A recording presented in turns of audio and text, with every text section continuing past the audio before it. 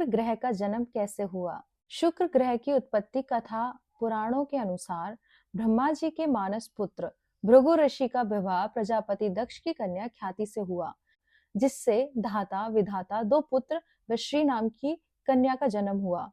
भागवत पुराण के अनुसार भृगु ऋषि के कवि नाम के पुत्र भी हुए, जो कालांतर में शुक्राचार्य के नाम से प्रसिद्ध हुए। महर्षि अंगिरा के पुत्र जीव यानी गुरु तथा महर्षि भृगु के पुत्र कवि यानी शुक्र समकालीन थे। यज्ञोपवीत संस्कार के बाद दोनों ऋषियों की सहमति से अंगिरा ने दोनों बालकों की शिक्षा का दायित्व लिया। कवि महर्षि अंगिरा के पास ही रहकर अंगिरा नंदन जीव के साथ ही विद्या अध्ययन करने लगा।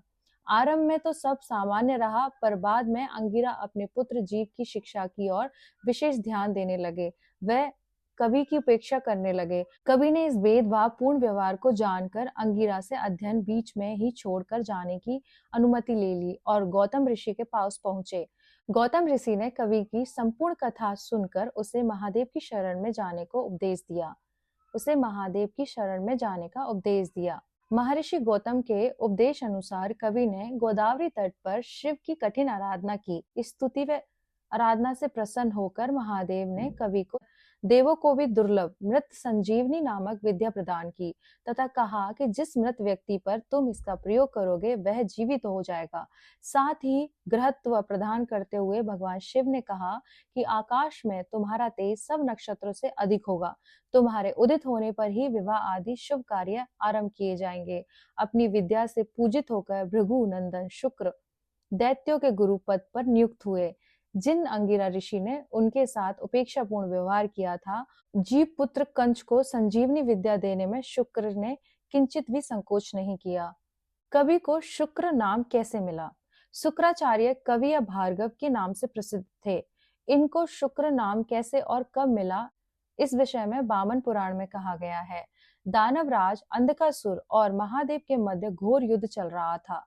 अंधक के प्रमुख सेनानी युद्ध में मारे गए, पर भार्गव ने अपनी संजीवनी विद्या से उन्हें पुनर्जीवित कर दिया। पुनर्जीवित होकर कुज्जव आदि दैत्य फिर से युद्ध करने लगे। इस पर नंदी आदिगण महादेव से कहने लगे कि जिन दैत्यों को हम मार गिराते हैं, उन दैत्य गुरु संजीवनी विद्या से पुनर्जीवित कर देते हैं। ऐसे में हमारे बल पौरुष का क्या महत्व? ये सुनकर महादेव ने दैत्य गुरु को अपने मुख से निगलकर उदरस्थ कर लिया। उदर में जाकर कवि ने शंकर की स्तुति आरंभ कर दी, जिससे प्रसन्न होकर भगवान शिव ने उनको बाहर निकलने की अनुमति दे दी। भार्गव श्रेष्ठ एक दिव्य वर्ष तक महादेव के उदर में ही विचरते रहे, पर कोई छोर न मिलने पर पुनः शिव स्तुति करने लगे।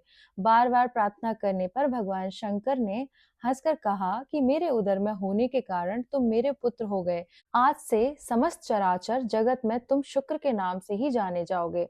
और दैत्य सेना की ओर प्रस्थान कर गए। तब से कवि शुक्राचार्य के नाम से विख्यात हुए। ज्योतिष शास्त्र में शुक्र का कारक भी शुक्र ग्रह को ही माना जाता है।